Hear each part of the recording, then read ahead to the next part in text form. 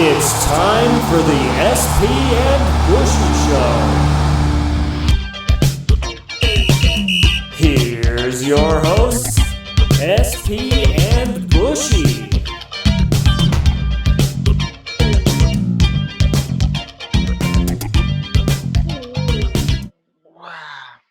What's up, everybody, and welcome to the SP and Bushy Show. We're back again and ready to talk some sports here, and I'm here with my lifelong friend, Bushy. Bushy, how you feeling? I'm good. It's been a fun week so far. Obviously, we're getting a resurgence of EA Sports College Football. Yes, they announced it yesterday, so I'm very excited about that. I don't know if it's going to come out this year or next year, so I'm very excited. College football on video game land is back. Obviously, that's been a huge wait. I think I bought NCAA football 2014 just because I knew it was going to be like the last one for a long time. And I even dusted it off a couple of days ago, so it's very exciting to have that back. Yes, it is very exciting. It was definitely I've played it here now. I played it last year during the pandemic as well, trying to pass the time a little bit. But yeah, it's been an awesome news for that to come out. Yeah, that's obviously huge news. Very exciting world in the world of sports video games. I mean, obviously a huge week in sports to talk about. Let's start with the Super Bowl. Obviously, it's Super Bowl week. Buccaneers. I just feel like the Patriots because of Tom Brady. But Buccaneers, Chiefs. Who do you got this weekend? Have you decided? I think it feels weird. It's like rooting for two ex-girlfriends to succeed. That's really all there is as far as with us. That's what it feels like here. If I have to pick a winner, I probably would go Tampa Bay. The Chiefs are probably the better team, but it's just you can't stop this Tampa Bay Tommy force going. Yeah, I've learned long ago, don't bet against Tom Brady. I'm going to bet on the Buck. I mean, I'm not betting, obviously, but because I can't due to NCAA regulations. Right. But I'm predicting a Tampa Bay Buccaneers victory. Yeah, and I think this team probably I think the Buccaneers playing them earlier during the season is going to be a fascinating thing to watch to see if they maybe do some adjustments and maybe stop this high-powered Chiefs offense. Now that I've had a week to let it sink in, I'm definitely more excited about this game than I was a week ago. Obviously, the frustration about seeing Brady in another Super Bowl was disappointing, but it is one where I genuinely am curious to see what happens when these two teams get together. Yes, and this could be the last Tom Brady Super Bowl we ever see. So I'm kind of hoping this does happen. Yes, we are praying to the gods. Hopefully this is the end. Hopefully, no more Tom Brady Super Bowls. I want to see something new. Give me something new. We got something new last year, and it was fantastic. And it was a fantastic Super Bowl, and now hopefully we're gonna get something new next year. It was my favorite Super Bowl in at least since the Broncos won that one. But yeah, but that Eagles Patriots game, that was actually a really fun. It was a fun game. It was a fun game. It was definitely a fun game, but yeah, it's good. It's going to be definitely interesting, and the fact that we actually have a home team playing in a home Super Bowl, it would have been funner if it was going to be a full capacity rather than 25,000 fans. So it would have been a lot better if there was like a full fan. It would have been maybe like $70-30, or would have been maybe 50-50. Yeah, all those bandwagon Buccaneers fans coming out of the woodwork. Yes, I've been a Tampa Bay fan forever, right? Exactly. If you could name me the quarterback of who was on their Super Bowl championship team, then yes, you are a true Bucs fan. Yep. If you know Warren Sapp. Yes. or who was their quarterback in the 1980 NFC championship game, then yes, we will definitely show you are a true Bucs fan. I don't know who their quarterback was for the 1980 championship game. I don't know that. It was Doug Williams, man. It was Doug. Was it? I didn't know that. Yeah, good old Doug Williams. Shoot, I didn't know that one. See, I know a lot more now. See, I should be a Tampa Bay bandwagoner now. I know that stuff. Brad Johnson was their quarterback, right, when they won it, right? Yes, Brad Johnson was their Right. quarterback. Just making sure. I mean, I want to at least know the ones in my lifetime. I can deal with that. So Good old Brad Johnson. I know it's just one of these, like, Dan Marino doesn't have a Super Bowl, but Brad Johnson has. hey, man, gotta love the team around and that Buccaneers team that won the Super Bowl. It's such a great cast. Derek Brooks, Warren Sapp, Mike Allstott, John Lynch. Yes. Great name. Yes, that was a great defense and I guess an okay offense to go along with it. But yeah, that was definitely a team that was built around defense. Absolutely, gotta give them credit for winning that Super Bowl. And I mean, props to them. They had a good team that year, and like I said, this could be a fun year for the Super Bowl. We're gonna go right into our prop bets. Talk about, some of the things that you can bet on and what we think is going to happen in these fun prop bets that happen throughout the game. The first one is, will Eric Church and Jasmine Sullivan sing the national anthem in less than 2 minutes? I'm going to go no. It's probably going to be a duet. So a duet usually tends to be longer. So I'm going to go no.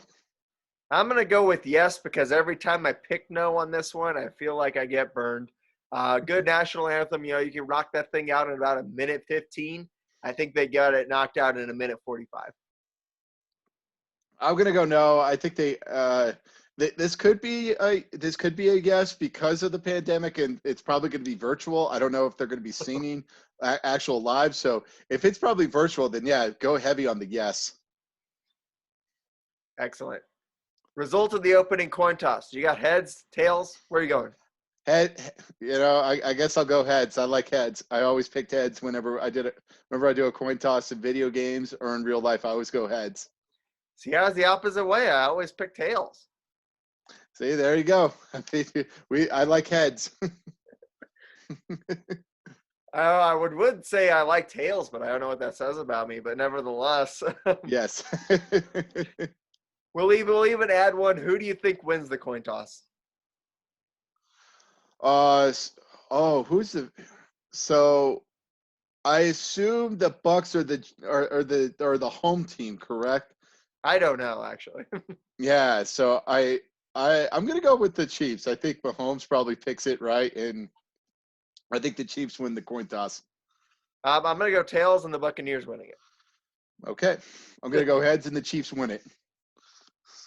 All right, this one seems like an easy one to me, but will there be a score in the first 5 minutes, 30 seconds of the game?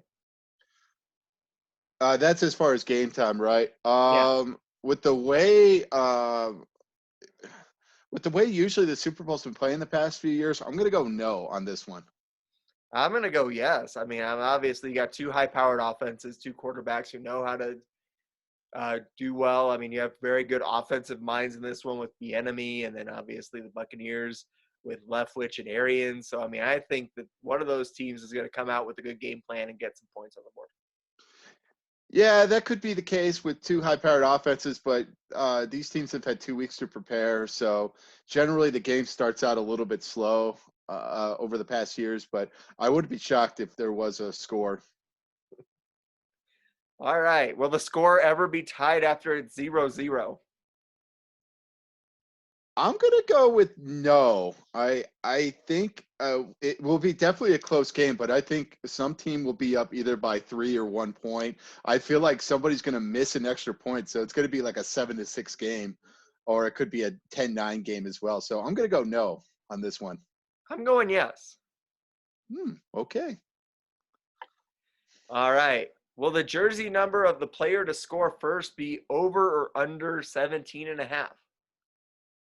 So basically, you're betting on you're basically betting on a high number wide receiver or a running back, basically to score a touchdown. Versus Mahomes, Tyreek Hill, or Brady.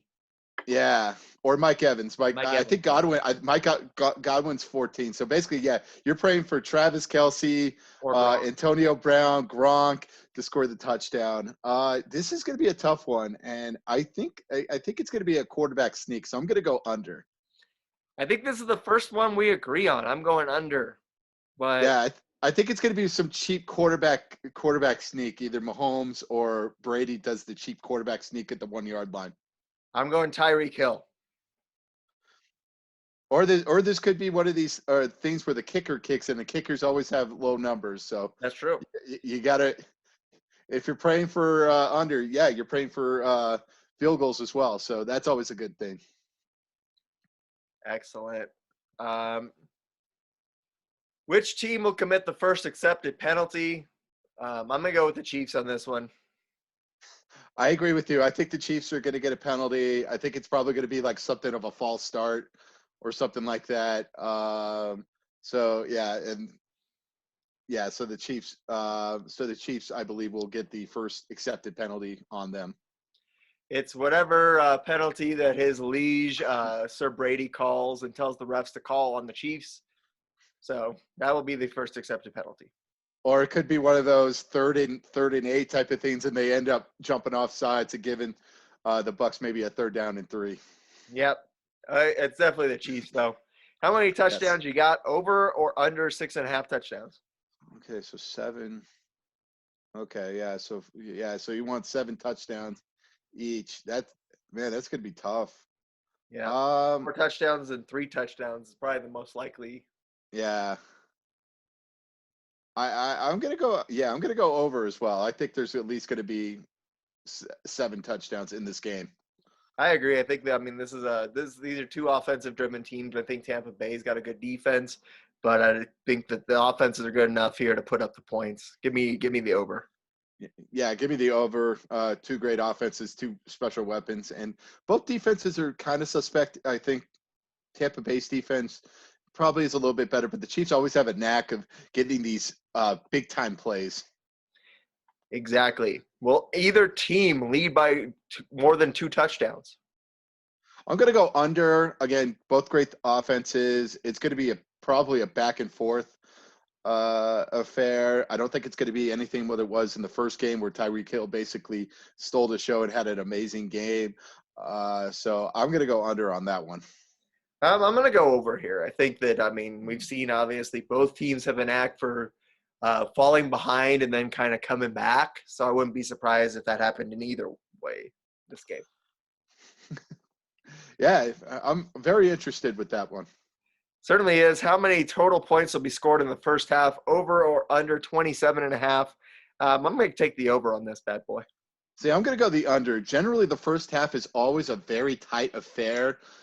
Usually it's probably like a 10-7 affair. We always feel like the past few games, really minus the Patriots and Eagles game, really that was probably the last time where like a lot of first half points. But generally the first half is a very timid affair, and they try to go here or there. So I'm going to take the under.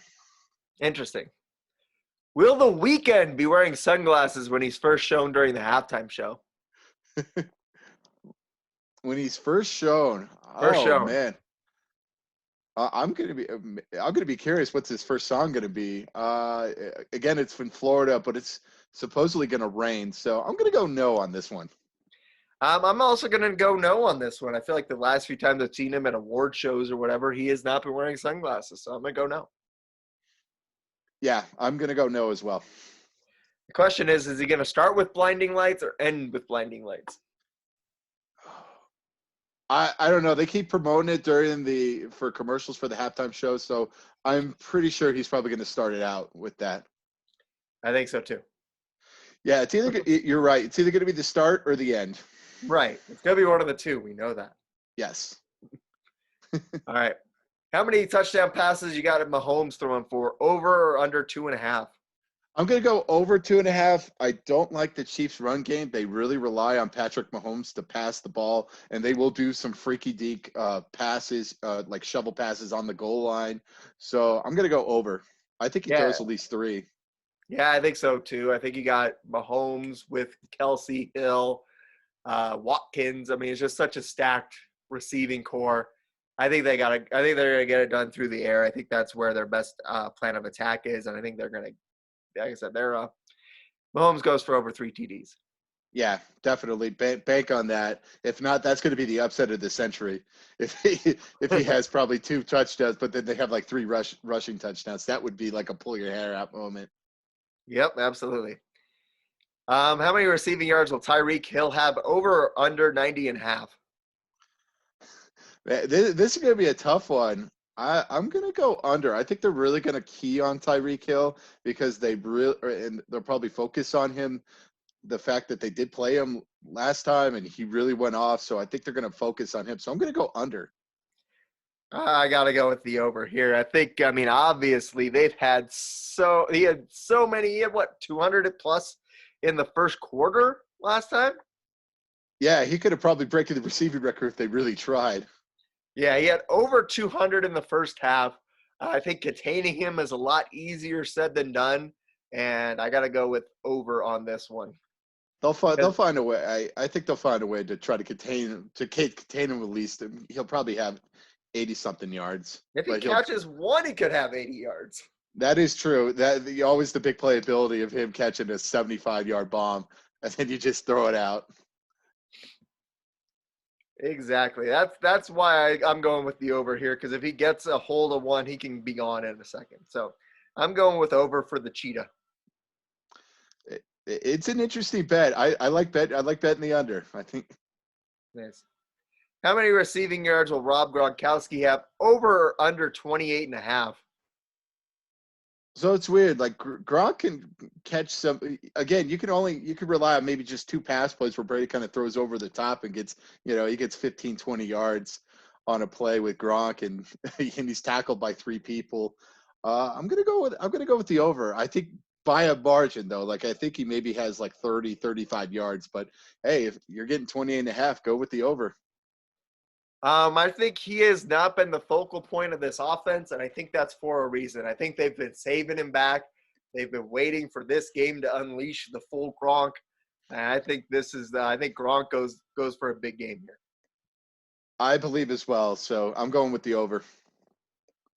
All right, how many players will have a rushing attempt? Over or under 3.5? Tampa Bay players. It's Tampa Bay players. Did I say Kansas City? No, it says how many Tampa Bay players. Yeah, how many Tampa Bay players will have a rushing attempt here?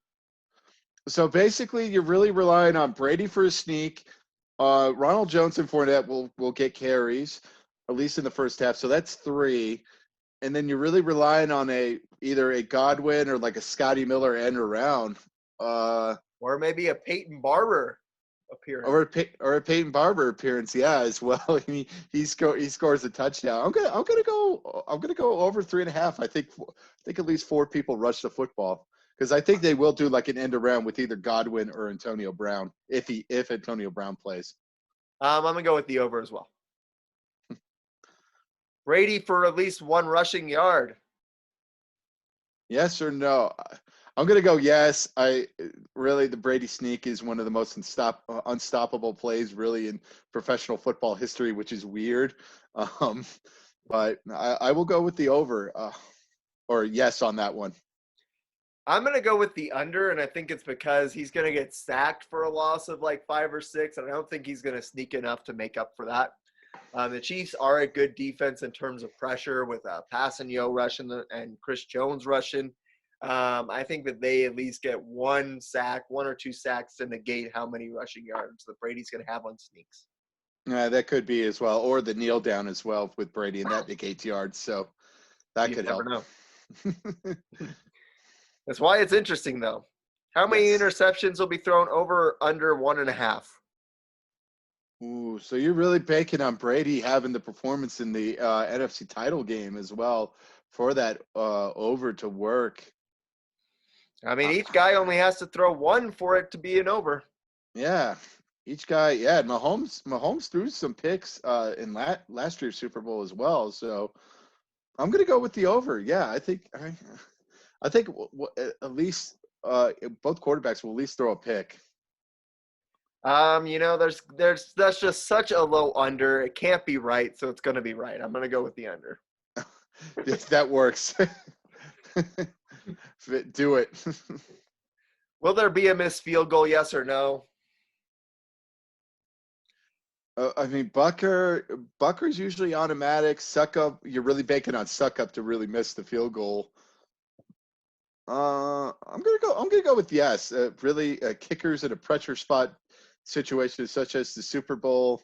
There's always seems to tend to be a missed field goal, so I'm gonna go yes on this one. I'm going to go with yes. I don't know which one, but I think one of them does miss one. Yes. Which team will score last, Chiefs or Buccaneers? So you're really banking on either garbage time or a game-winning touchdown. With the Chiefs maybe garbage time, and then with the Bucks maybe with and then with the Bucks maybe a garbage time or a comeback attempt as well. Oh, man, this is probably the toughest prop bet. I'm gonna go with the Bucks. I think the Bucks score last. I'm going with the Bucks as well. I think they get that last-second touchdown to win the game. I think so as well. Yeah, or that last second field goal to kind of win the game as well. Right. And then how many? Will the total points scored be odd or even? I guess we should accompany this with our score predictions. Let's see here. I'm gonna go 31-29. So that's even for me. I'm going to go 41-38. That's odd for me. There you go. All right. That's our Super Bowl prop bets. We'll have to see how well we did. We hope you do well on your prop bets. If you are betting, good luck to you on this weekend's Super Bowl. Yes, I'll have to go back and listen and then kind of write down so that I can kind of root for my prop bets. How did I do? How did I do? So let's talk about the MLB Hall of Fame. No one gets in for the first time since early 60s. What are your thoughts on that? And is there anyone on the modern era ballot that you think deserves to be on there? It's very interesting. Really, this is probably like the hardest Hall of Fame to probably get into because of the voting regimen, which I kind of like because you have to be like really, really good in order to get into the Hall of Fame with as far as with baseball. But yeah, there's a lot of politics involved and all that. I believe really like I think Kurt Schilling should at least have gotten in. I know people. I know he thinks he based it on political views and all that, which could be true, could not. But I believe Kurt Schilling should at least be a Hall of Famer.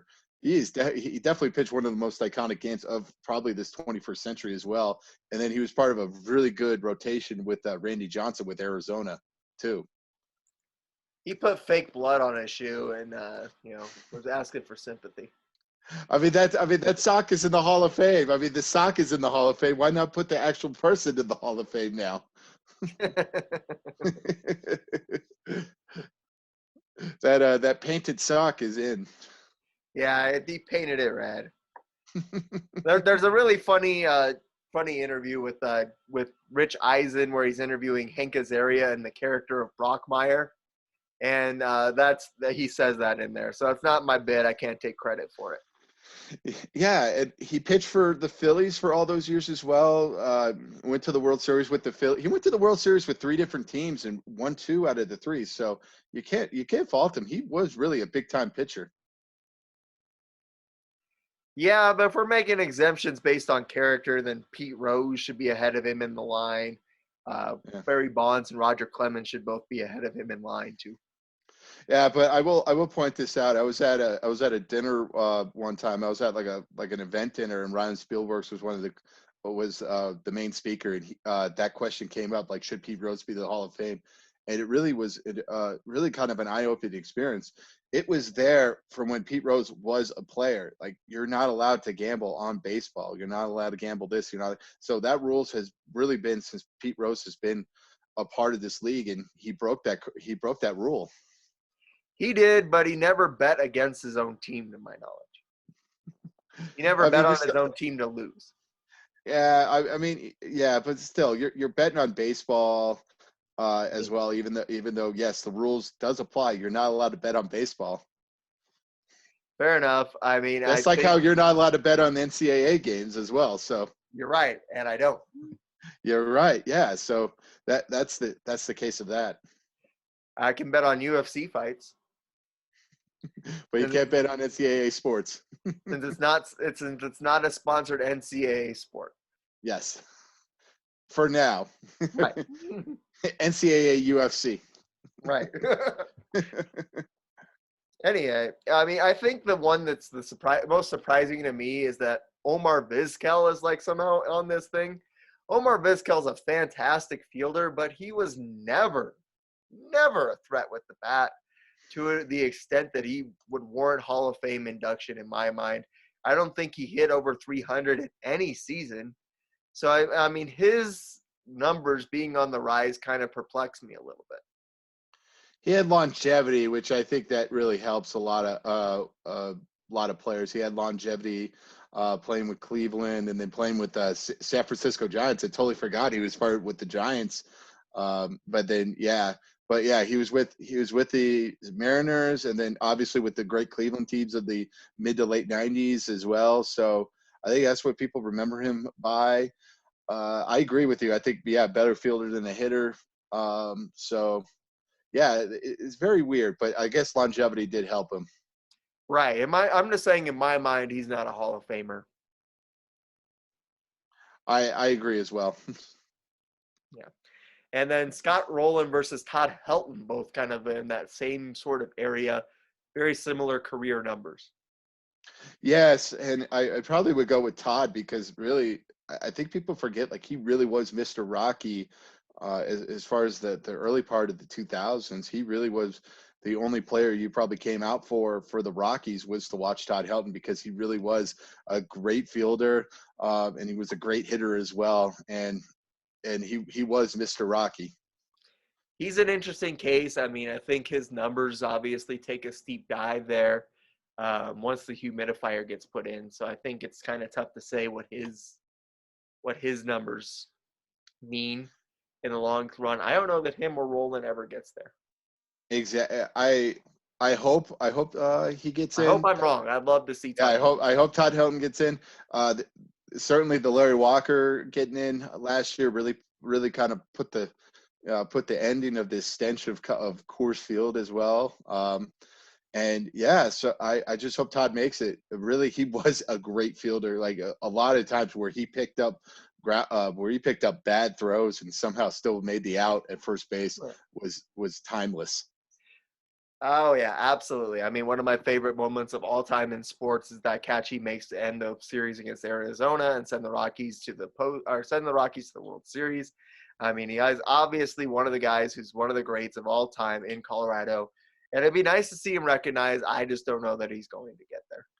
I would love to see him recognized. Obviously, he's recognized here in Colorado with his jersey retired, and I have a great Todd Helton moment too. He actually they beat the Florida Marlins in 2003 when they went to the World Series and won, and he hit a walk-off home run. It was great, and I actually got to be on SportsCenter that night because he hit it right along the railing there in left field. There's this little gap right there for the entrance tunnel, and he put it in right there, and we were on SportsCenter cheering, and just seeing that ball just go right slab dab in that entrance tunnel was a really cool sight to see. I wish I could have gotten that ball, though.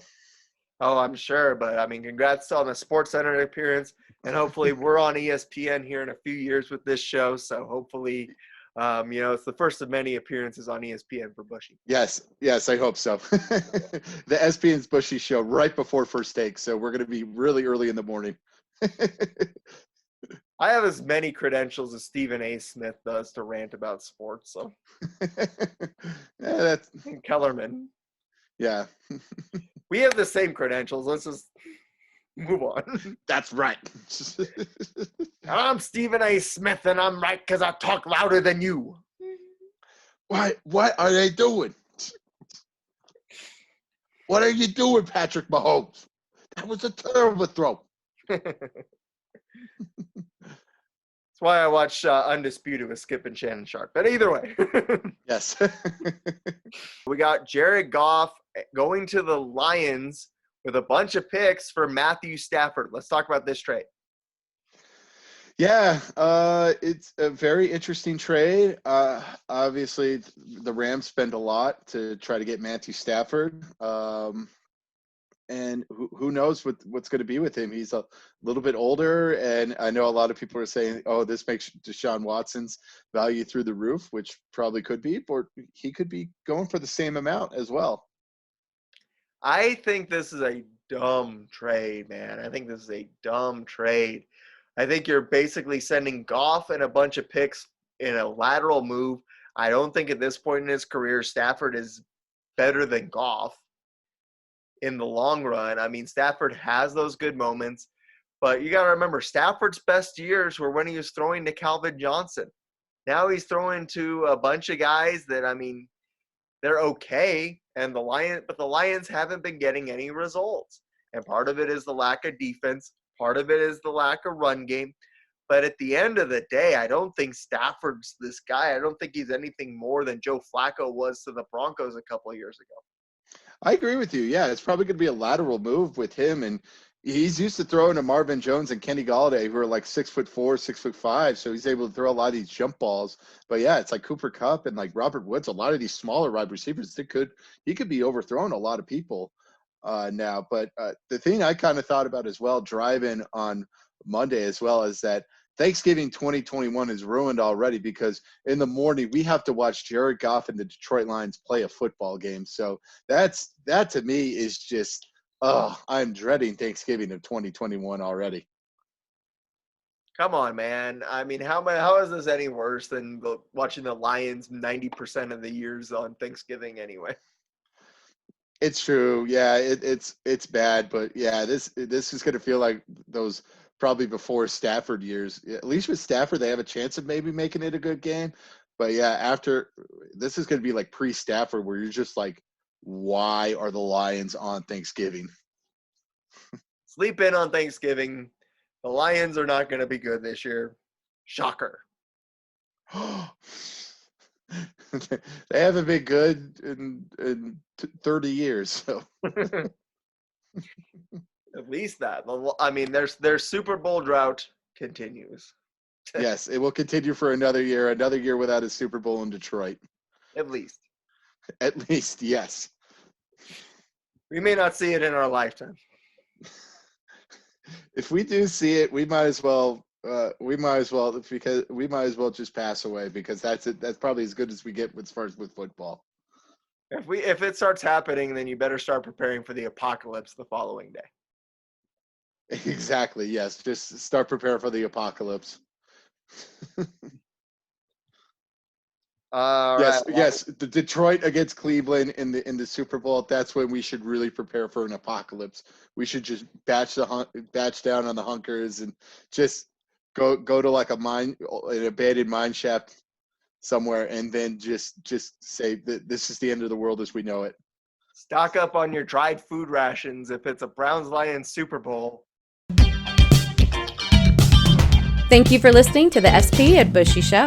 This podcast was created by Sean Pooley and Stephen Bush. Intro was created by Zach DeMose. For more content, please visit our Twitter at SP Bushy and our YouTube page at Sean Pooley. Thank you again for listening.